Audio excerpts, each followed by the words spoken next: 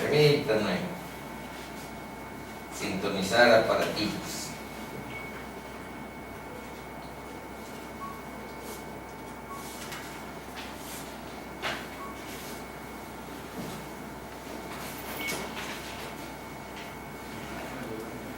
Bueno, estamos justamente entrando, bueno, vamos a ver algo sobre el capítulo 17, pero ya solo como recordatorio de lo que hemos estado viendo. Y justamente esta es la terminación del capítulo 17, pero todavía la mitad de la sesión, digamos que está enfocada a sacar conclusiones, a profundizar un tanto de esa experiencia que tuvo Pablo en Atenas, la cuna de la civilización occidental, de donde ustedes y yo hemos abrevado los valores culturales, lo que nos da una identidad, una orientación, un sentido. Por ejemplo, todos fuimos a las escuelas pensando como griegos, porque dentro de esa filosofía, digamos que no hay tanto así como perversión o maldad, sino lo que hay es ignorancia.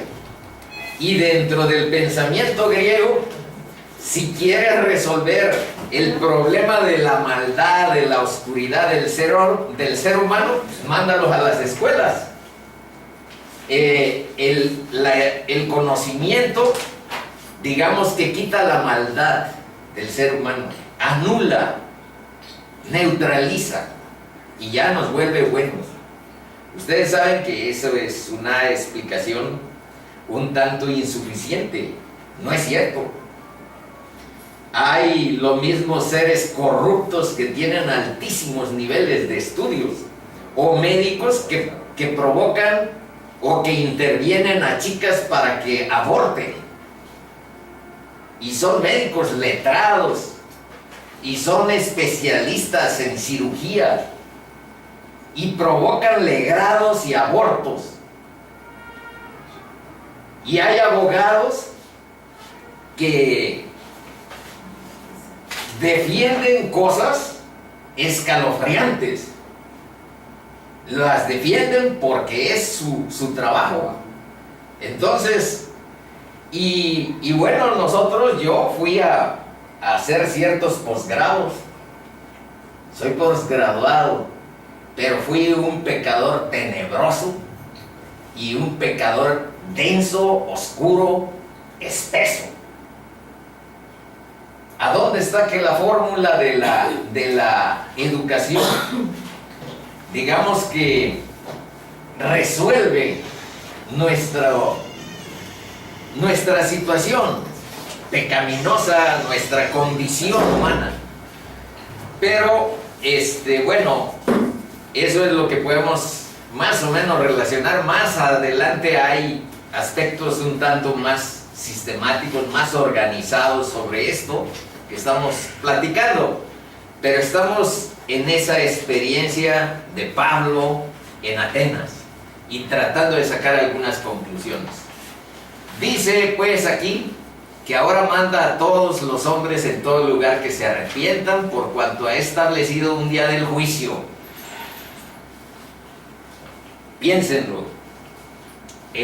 Un día vamos a dar cuentas de lo que hemos hecho en nuestra vida. Y va a ser frente al tribunal de Cristo. Eso dice acá: ha establecido un día en el cual juzgará al mundo con justicia por aquel varón a quien designó. Acuérdense que Cristo al final de Mateo dice que recoge las palabras de Jesús de la comisión, de la gran comisión, de que vayan por todo el mundo, hagan discípulos, enséñenles lo que yo les he enseñado, muéstrenles, enséñenles a guardar lo que yo les he enseñado. Bueno, pues ahí dice, en esa gran comisión, en el capítulo 28 de Mateo, Dice, toda potestad me ha sido dada en el cielo y en la tierra. Está hablando Jesús. Entonces dice, ¿qué quiere decir toda potestad? Toda autoridad, todo poder me ha sido dada en el cielo y en la tierra. Estamos hablando frente al Rey de Reyes y frente al Señor de Señores. Ese es Jesucristo. Bueno, y aquí está, recordar cuál es el mensaje central de Cristo. Porque hemos visto tantos ahora, hasta de Sócrates, de Platón, mens san in corpore sans, mente sana en cuerpo sano. Estuvimos viendo algo sobre lo que nos han enseñado los griegos, y no todo es desechable. La cultura no es para desecharse. Lo que hay que enfocar es a dónde nos sacan del foco de la palabra y nos mandan a otro camino. Y ahí sí ya no, la Biblia no trascinge, y Dios no trascinge con su palabra, y ni nosotros tenemos por qué hacerlo. Bueno, ¿cuál es el mensaje central de Cristo? 4 cosas, manitos. Aquí está, en un solo verso. El tiempo se ha cumplido, ese es número 1. Ya no tienen que esperar. El Mesías vino. La salvación que Dios preparó y que los judíos estuvieron esperando por más de 1000 años. Y cuando vino no lo reconocieron, no supieron que era su Mesías. Bueno, más de 1000 años y orando. Y todavía, pues aquí el Poza trabajaba en escuelas hebreas. Todavía oran algunos que no reconocieron la visitación del Mesías, de Jesús. Están orando hacia una dirección y piden que llegue la salvación de Dios, que llegue el Mesías. Todavía están esperando, judíos. Pero 1000 años antes de que viniera, estuvieron igual, pidiendo a Dios que viniera su salvación, su presencia en la historia del mundo, que irrumpiera en la historia del mundo, Dios. Porque eso es lo que estaba escrito, que vendría Dios mismo. Bueno, ¿cuáles son los 4 puntos? El tiempo se ha cumplido. Ya es hora de salvación. Hoy es tu día de salvación. Cristo ya está. Culminará su reinado cuando venga la segunda vez, pero ahorita su reino está presente en el corazón de quienes lo seguimos. Su reino existe y se culminará cuando venga en la segunda vez, y entonces reinará por siempre, por los siglos de los siglos. Dice, y el reino de Dios se ha acercado. Ahí, esto es lo que les estaba diciendo. Está vigente en las células de cristianos que ha habido desde este periodo que estamos analizando en Atenas, en Filipos, en Tesalónica. Hoy vamos a ver la entrada de Pablo a Corinto, una de las ciudades más perversas de la historia. Pues justamente Corinto es ahora el escenario de la evangelización, y no hay mucha variación en la intervención de Pablo ahora en Corinto. Más adelante lo veremos. Segundo, el reino de Dios se ha acercado. Tercero, arrepentidos y creed en el evangelio. Estas son las 4 cosas que contienen sintéticamente el mensaje central de nuestro Señor al mundo. El tiempo se ha cumplido. El reino de Dios se ha acercado, porque yo estoy aquí. Estoy hablando como Cristo. El reino de Dios se ha acercado. Aquí está el reino. Arrepentidos, chicos, conviertan sus caminos. y creed en el Evangelio.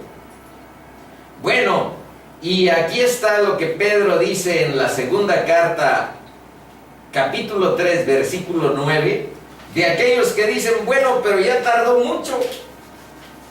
Se fue Cristo hace 2000 y tantos años, ¿por qué no ha venido? Si los apóstoles dijeron que era inminente la venida, y todavía seguimos diciendo que es inminente. Entonces, ¿qué dice Pedro sobre esos que tienen prisa? Vean, el Señor no retarda su promesa. Y también dice ahí que para Dios un día es 1000 años. Acuérdense que Dios es eterno y nosotros ahí medimos las cosas por nuestro tiempo, por nuestra edad. Pues ¿a qué hora, Señor? Pues nosotros vivimos una etapa muy corta. Dice, el Señor no retarda su promesa, según algunos tienen por tardanza. Ya tardó mucho, 2000 años. Vean esto, sino que es paciente para con nosotros, no queriendo que ninguno perezca, sino que todos procedan al arrepentimiento. Y luego, dando fe a todos. Pues aquí es solo para recordarle que cuando habló de la resurrección, que es el aspecto central de la vida de un cristiano,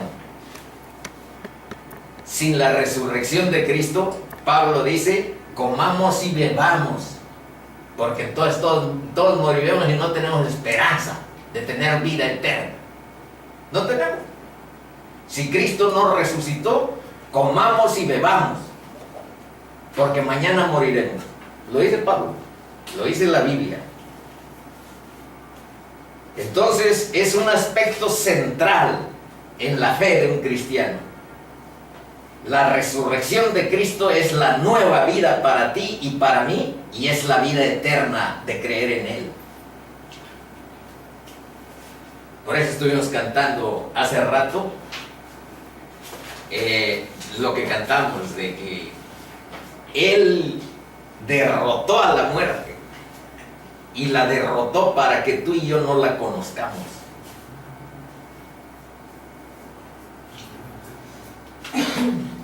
Bueno, resurrección, cuando hablaron de este punto, claro, no es muerte física, la que no vamos a conocer. Nuestro físico, nuestro cuerpo, pues es mortal. Ese morirá. Pero nuestra conciencia de nosotros mismos, nuestro ser espiritual, lo que nos liga al aliento de vivir, es eterno, viviendo en Cristo Jesús. Esa es la parte del triunfo sobre la muerte que Cristo nos ha legado a quienes lo seguimos. Bueno, sin embargo, pues este es un asunto que provocó burlas, escarnio entre los griegos que estaban ahí. Estas son las 3 respuestas típicas de alguien que escucha el Evangelio. Unos se burlan. ¿Qué es eso? Negarse a sí mismo, entregar tu vida a la voluntad de un Dios que ni vemos. Unos se burlan del Evangelio. Otros posponen entregarme a Jesús, someter mi vida a la voluntad de mi Creador. En otro tiempo, en otro momento, tengo algunos proyectos todavía que resolver, viviendo a un estilo diferente al que Cristo marca. Entonces, muchos frente al Evangelio buscan en otra ocasión, será. Pero algunos, aunque sean pocos, siempre hay quienes siguen a Cristo. En toda la historia, y eso es lo que estamos analizando, a dónde se fueron formando pequeños grupos. Porque acuérdense que dice que escojan la puerta estrecha y el camino angosto. porque las comunidades cristianas nunca han sido ni serán mayoritarias. La salvación de Cristo es de grupos y comunidades pequeñas. La Biblia dice que habrá un momento en que habrá una conversión y hasta los mismos ángeles promoverán el evangelio, pero ahorita mueve a que, digamos, su palabra a personas oscuras, a personas que vienen de antecedentes viles y a personas debiluchas como el que les está hablando. Entonces ahorita digamos que seguirá siendo pequeños remanentes de cristiandad, pequeños remanentes de gente que conoce la salvación en Cristo y que no está esperando conocer eso cuando me muera, porque esa de plano es una falsa doctrina. Pensar que tú vas a conocer a Cristo, el perdón de pecados que Cristo da cuando te mueras. Entonces sabrás si eres salvo o te vas al infierno. Esa es una falsa doctrina, hermanitos. Dios no es Dios de muertos, sino Dios de vivos. La palabra lo dice. Entonces, justamente el perdón que Cristo da a tus pecados es la puerta de la salvación y de la vida eterna. Conocer el perdón de pecados que Cristo da es la puerta. Es penetrar el umbral hacia nueva vida. Eso es. Bueno, ahora vamos a ver como conclusiones 3. Atletismo. Ya les dijimos que los griegos eran y nos heredaron que la mente sana solamente está en el cuerpo sano. Y ahora vean que Pablo recupera un poco sobre estas tradiciones. Dice, en 1 Corintios 9, del 24 al 27, Pablo escribió: ¿no sabéis que los que corren en el estadio, todos a la verdad corren, pero uno solo se lleva el premio? Corred de tal manera que lo obtengáis. Obviamente no está hablando del premio que les daban a los de las Olimpiadas con una corona de laurel. Esa era la corona. Dice, todo aquel que lucha, de todo se abstiene. Ellos a la verdad para recibir una corona de laurel que luego se seca, para recibir una corona corruptible, pero nosotros una incorruptible. Así que yo de esta manera corro, no como a la aventura. Aquí más o menos significa no como a la deriva. De esta manera peleo, no como quien golpea el aire. Yo creo que vio por ahí a algunos que estaban pintando, haciendo rounds de sombra. Y dice, no como quien golpea el aire, sino que golpeo mi cuerpo y lo pongo en servidumbre. No sea que habiendo sido heraldo para otros, yo mismo venga a ser eliminado. Esta parte de si golpeo mi cuerpo se ha puesto como que el ascetismo como que pudo haber tenido alguna relación con la Biblia, pero no es así. En Colosenses se dicen cosas que no tienen que ver con volvernos ascetas. Aquí dice esto de golpear el cuerpo para no contradecir lo que dice Colosenses más adelante. Significaría algo así como reprimir las concupiscencias de la carne. Eso es golpear el cuerpo, controlar eso. Bueno, ahora vean otra imagen que tiene que ver igual con corredores. Ahora está en Filipenses 2, del 14 al 16, y dice: chicos, haced todo sin murmuraciones y contiendas. De paso estamos hablando del cristianismo. Murmuraciones son algo como chisme, algo como estar tijereteando a los hermanos.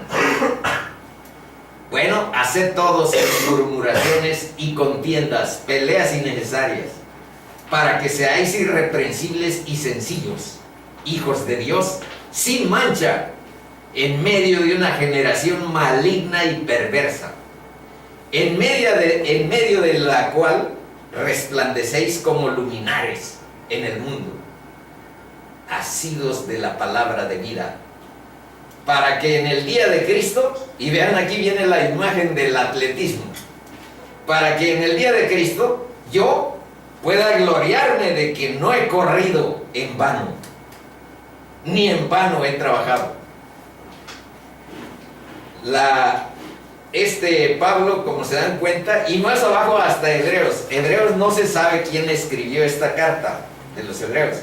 Muchos suponemos que es Pablo, y tal vez participó otro sujeto que vamos a ver en el capítulo 18, que se llama Apolo, pero nadie sabe con exactitud quién es el autor de Hebreos.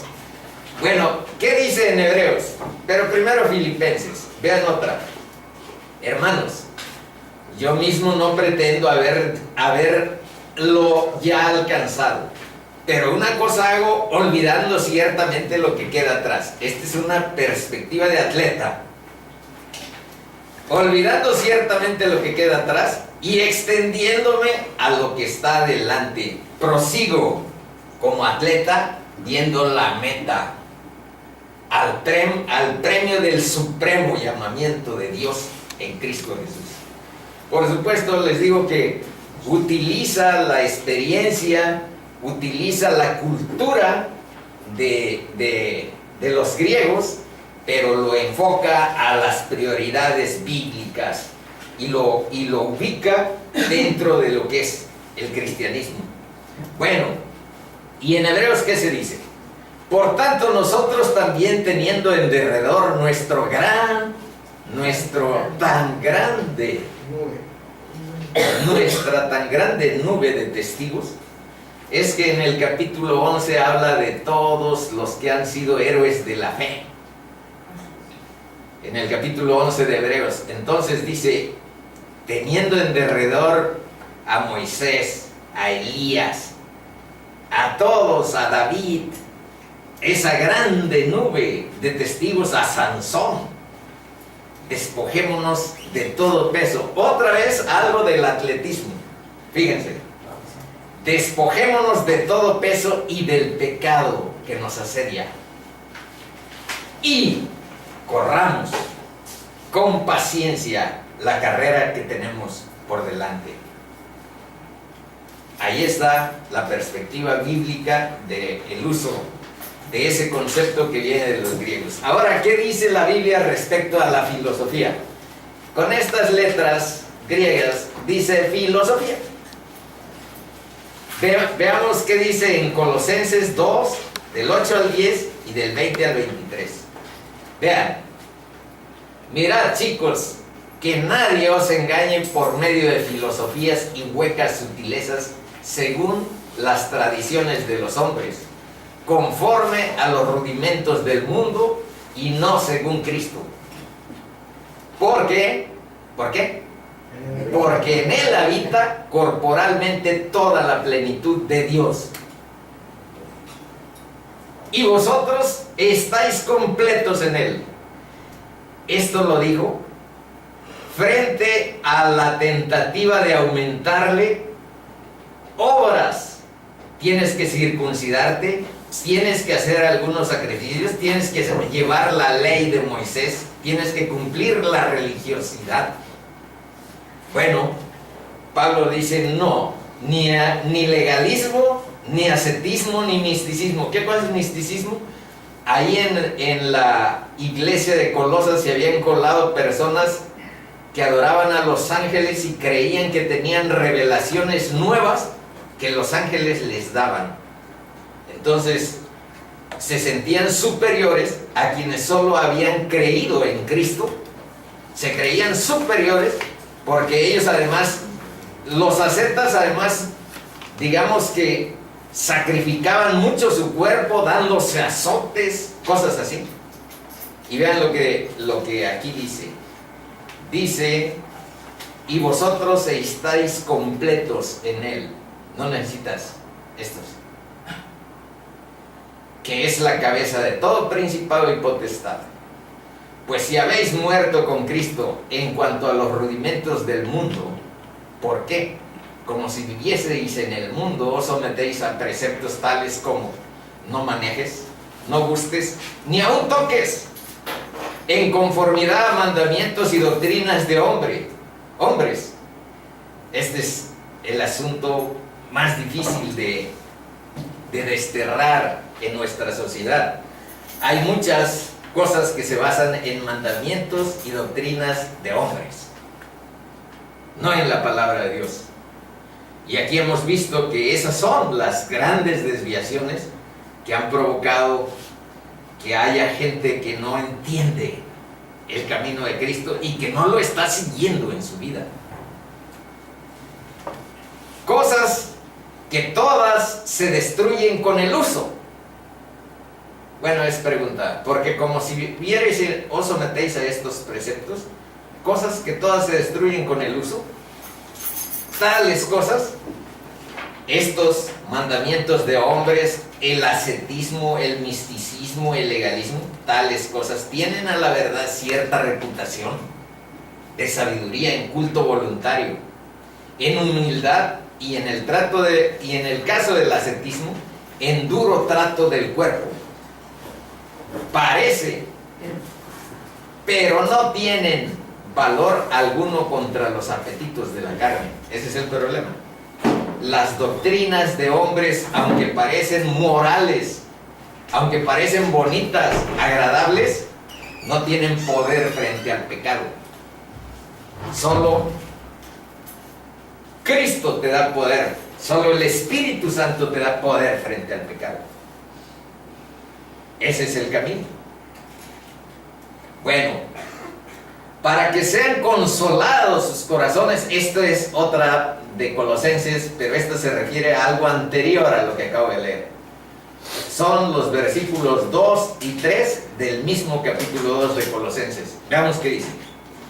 Para que sean consolados sus corazones, unidos en amor, hasta alcanzar todas las riquezas de pleno entendimiento, a fin de conocer el misterio de Dios el Padre y de Cristo.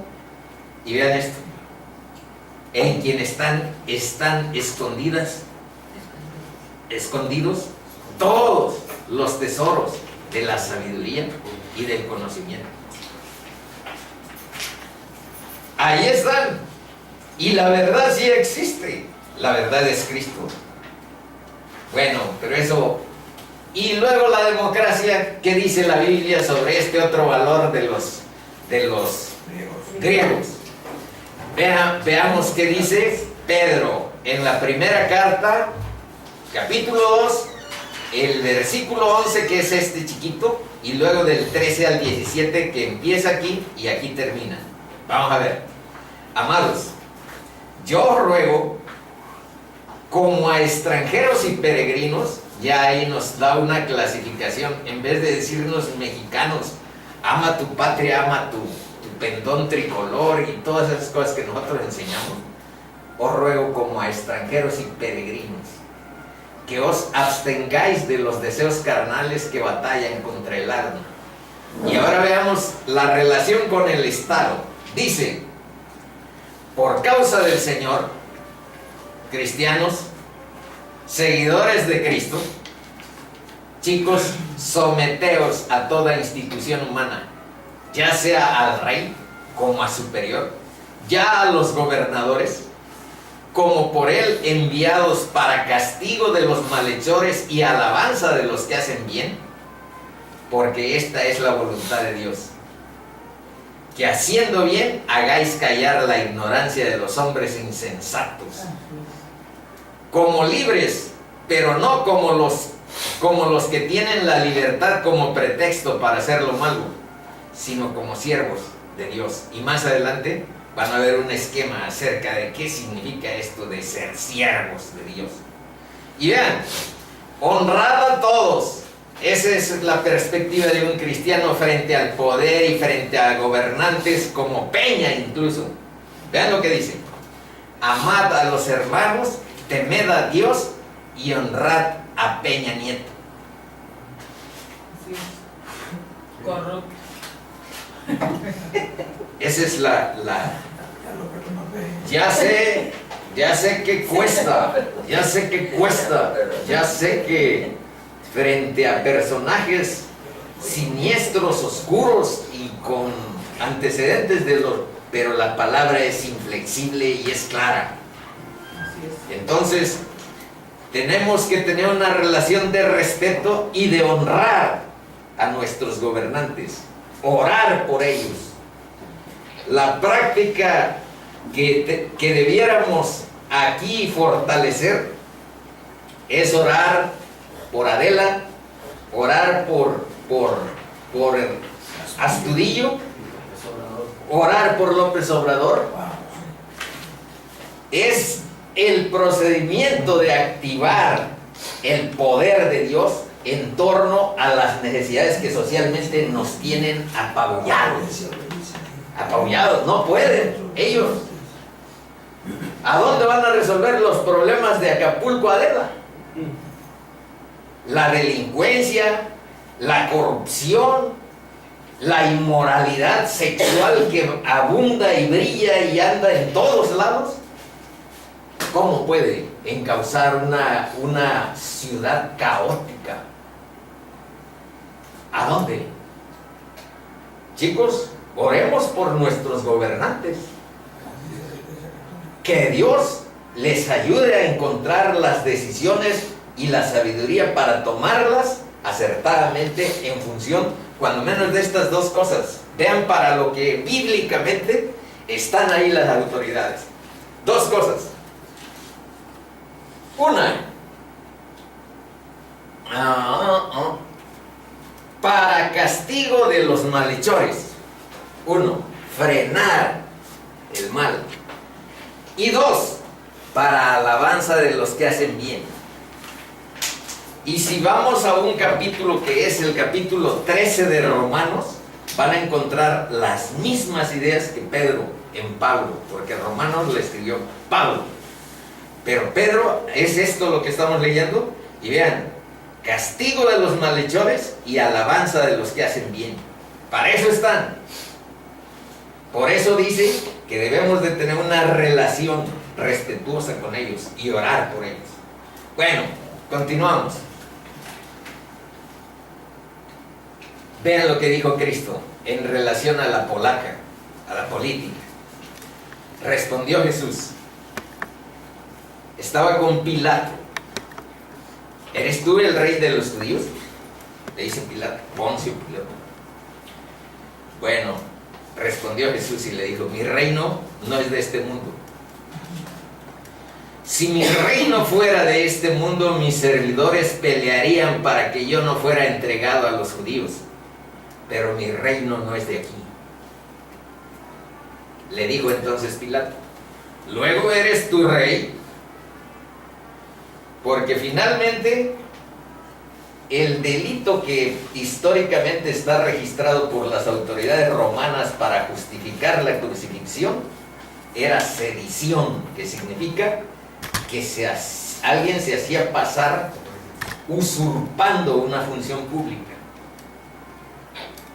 Ese era el delito de sedición y sigue habiendo delito de sedición. Bueno, vean ahora lo que dice. Luego eres tú rey. Respondió Jesús, tú dices que yo soy rey.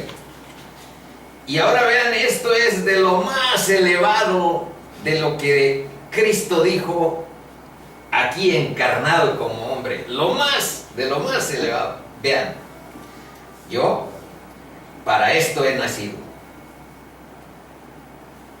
Y para esto he venido al mundo. ¿Para qué, Señor? Para dar testimonio a la verdad. Y vean lo que dijo. Todo aquel que es de la verdad, oye mi voz. Y no les quise poner ahí porque sí es ofensivo un poco para los que no estamos acostumbrados, maduros en la vida espiritual. ¿Quiénes son los que no oyen la voz de Jesús. Pues claramente les dice a los fariseos y le dice a los escribas que no oyen su voz porque son hijos del diablo.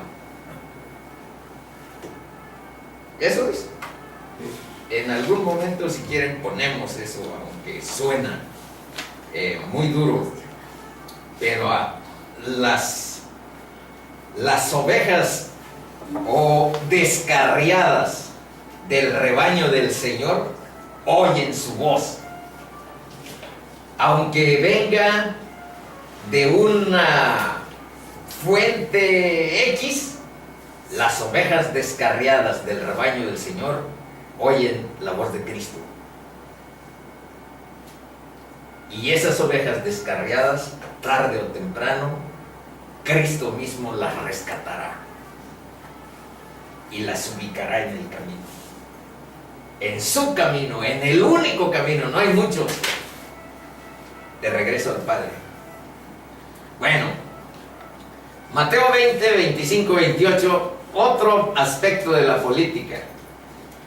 Entonces Jesús llamándolos dijo: ¿sabéis que los gobernantes de las naciones se enseñorean de ellas, y los que son grandes ejercen sobre ellas potestad, autoridad, poder y a veces arbitrario? Mas entre vosotros no será así. Vean cuáles son los principios cristianos para hacer política. Vean: sino que el que quiera hacerse grande entre vosotros será vuestro servidor, y el que quiera ser el primero entre vosotros será vuestro siervo. Es un currículum al revés. En vez de ser el mandamás de muchos, quiere ser grande, sirve a todos. Y quiere ser el primero, tienes que ser siervo de los demás. ¿Y por qué? Bueno, porque Cristo nos dio ese ejemplo. Dice: como el Hijo del Hombre no vino para ser servido, sino para servir y para dar su vida en rescate por muchos. Estos son los principios cristianos para la filosofía, para el atletismo, para la democracia, que son aspectos que por ahí se pueden conjugar. No se trata de anular y decir no queremos la democracia o no queremos nada de política. Más adelante vamos a ver que aquí está, que el cristianismo tiene en sí una propuesta de transformación de la sociedad. Nomás que está hasta la página 11 y ya me estoy adelantando, pero de una vez. Este mensaje va para mi post y para Paco, que son activistas políticos y quieren ver que haya cambio social, que haya transformación, La cuarta transformación. la cuarta transformación de ¿También usted, señor? también, yo también voté, pero yo creo más en esto. Ahora yo creo en esto, la verdad. Sí, hay que compartirla, ¿verdad? ¿Es de Dios? Vamos viendo, Entonces, ándale, sí, está claro. cómo se incide a partir del Evangelio para buscar la transformación de la sociedad.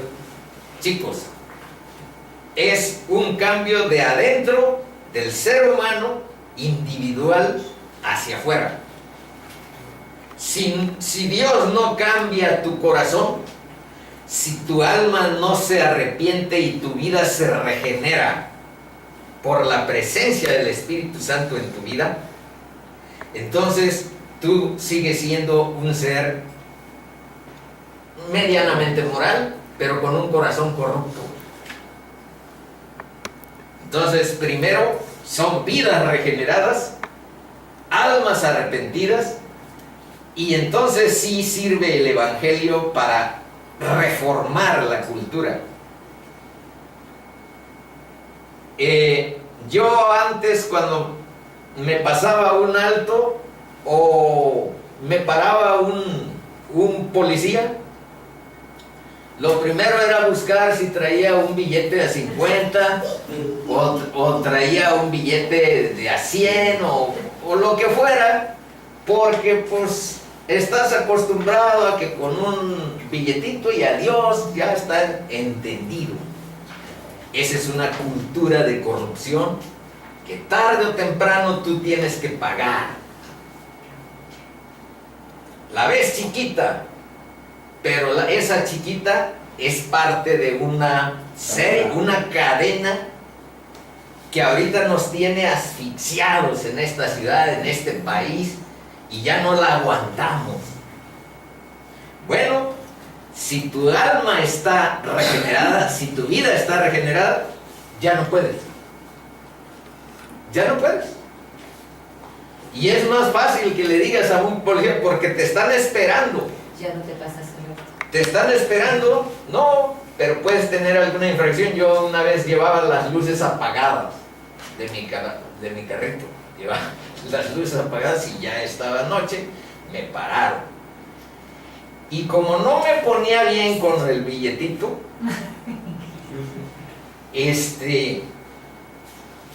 le tuve que decir, mano, yo soy cristiano y no te voy a dar nada. Dame mi multa.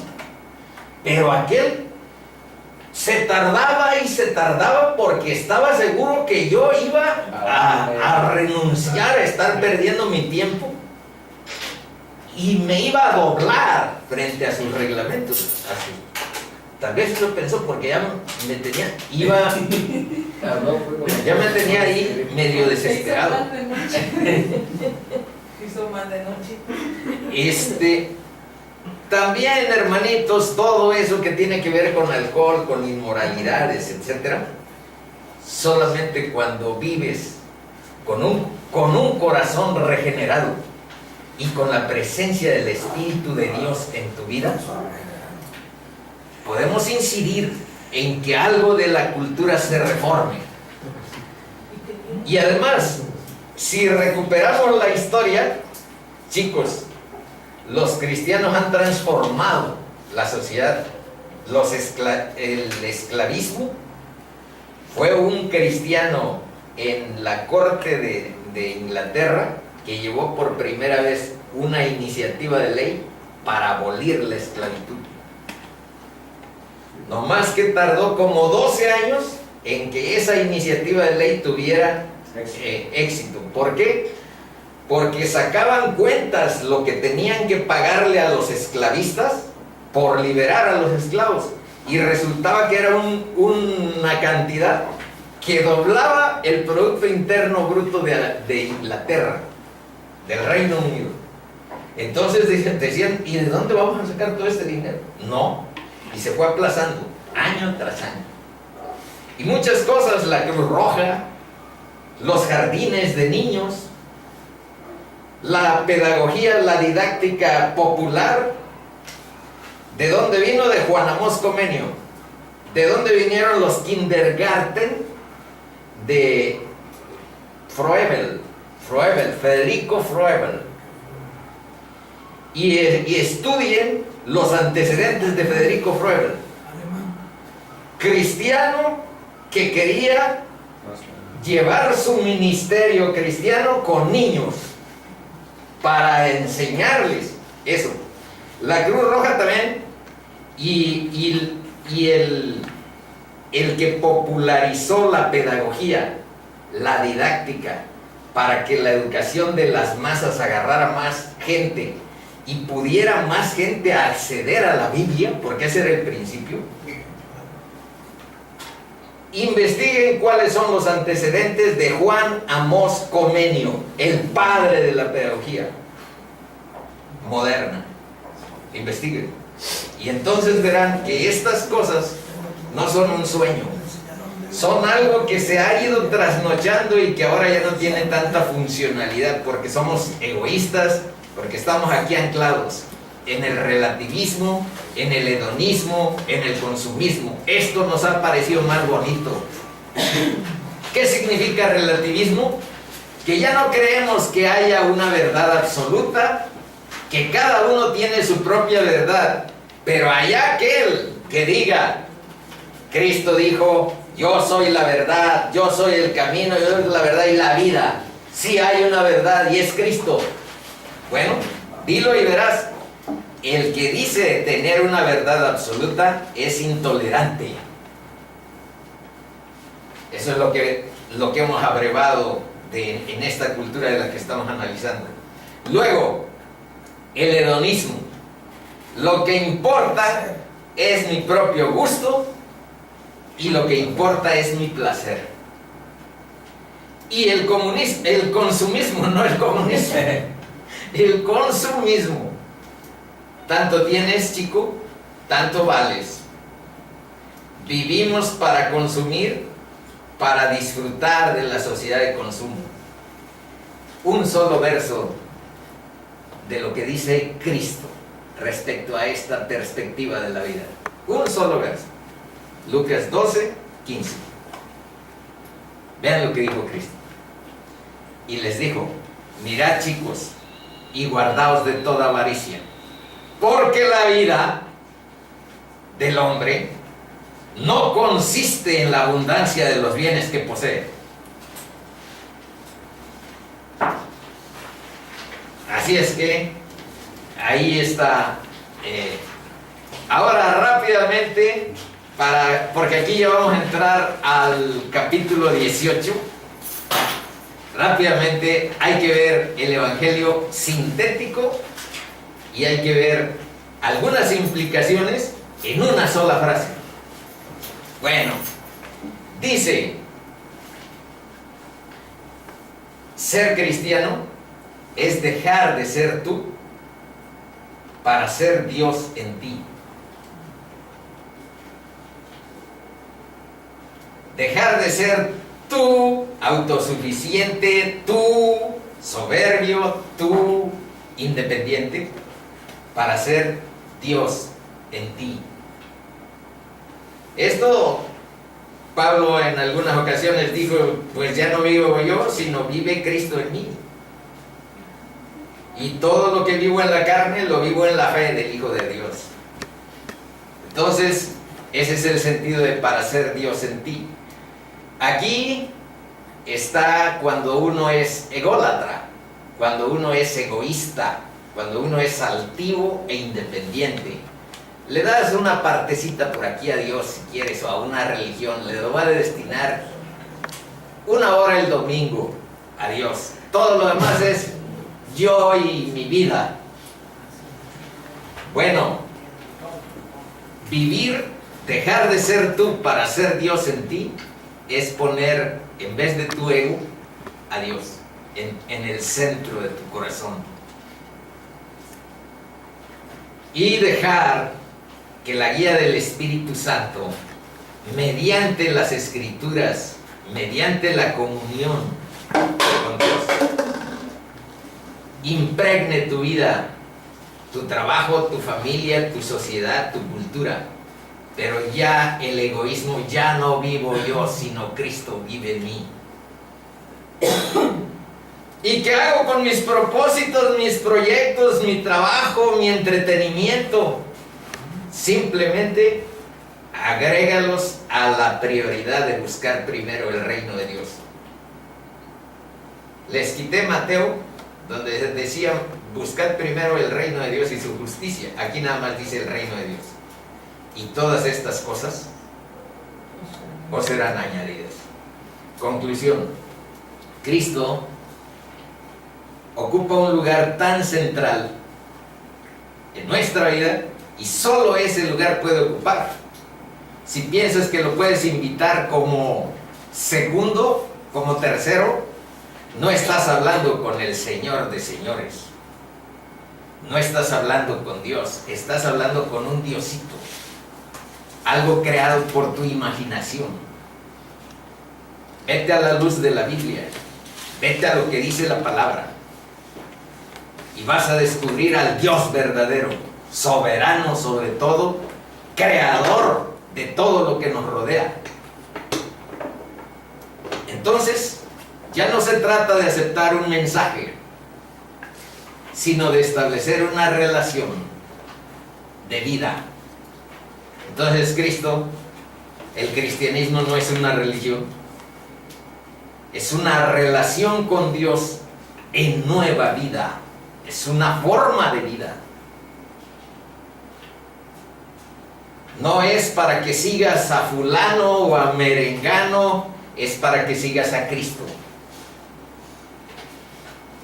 Cristo vive. Y quien piensa que no vive, bueno, pues le falta fe en el entendimiento de que Dios está vivo. Y Dios vivifica a quienes lo siguen. Nos da vida. Nos da vida nueva. Bueno, dice, sino establecer una relación en una entrega completa de la persona a Él, a su dominio y autoridad. A eso se refiere cuando estás rezando el Padre Nuestro y dices, venga a nosotros tu reino, hágase tu voluntad, como en el cielo, así también en la tierra. Eso es representado, esa oración de hágase tu voluntad, venga tu reino a mi vida, venga tu reino. Bueno,